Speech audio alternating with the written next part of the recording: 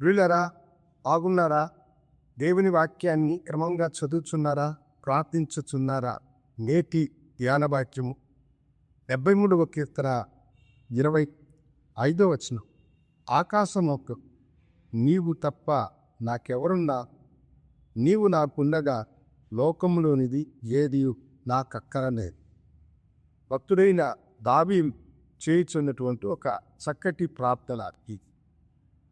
దేవుని చూసి ఆయన అంటున్న, ఆకాశము నీవు నాకుండగా ఈ లోకమును దీని కూడా నాకు అక్కరదేతికి అనేట్టున్నా.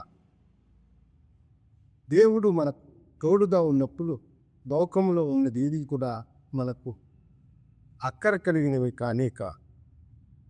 సర్వశక్తిమంతుడైన దేవుడు మన పక్షంగా ఉన్నప్పుడు ఈ లోకంలో ఉన్నవన్నీ కూడా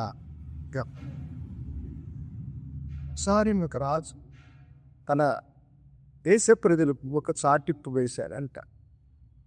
నా ప్రజలారా, ప్రజలు మీరందరూ అనేక బాధలు ఉంటున్నారని నాకు వినబడినని, నేను మీ బాధలను తీర్చడానికి అలానా రోజు నా కోట తలుపులను తెరిచుంటా, మీకు అవసరమైన వాటిని మీరు తీసుకోమని ఆయన చెప్పారు.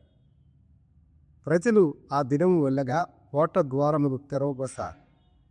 రాసులు రాసులుగా పంగాది రక్తాలు ముత్యారు అవన్నీ కనిపిస్తూ ఉంటారు. ప్రజలు వారికి ఇష్టమైన వాటిని వారు తీసుకొని వెళుతూ ఉన్నారు. అయితే రాజు వారందరినీ చూసి ఇచ్చారవుతున్నారు. కానీ కారణం ఏమిటంటే, వారు అవన్నీ కూడా తాము ఒక్కరికే కావాలన్నటువంటి ఆశతో బొట్లాడుతూ కిట్టినారు. రాజు చేరతో ఈ దృశ్యాన్ని చూస్తూ ఉండగా, సమయము ఇక కొద్దిసేపట్లో కోట ద్వారాలు కూయబడతాయన్న సమయమున ఒక యవనస్తుడు పరిగెత్తుకుంటూ వచ్చి రాజుని తన భుజాన వేసుకొని పరుగులెట్టడం మొదలుపెట్టాడు. రాజు అతనితో, చిన్నవాడా, నీకు కావలసినవన్నీ ఉండగా నన్నెందుకు తీసుకొని వెళుతున్నావు అనేట.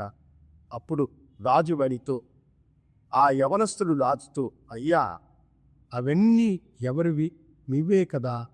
మీరు నాకు తోడుగా ఉంటే అవేవి కూడా నా అక్కరలే అని అన్నాడు. అవును దేవుని పిల్లారా, మనము లోకములో ఉన్న వాటిని కోరుకుంటున్నాం.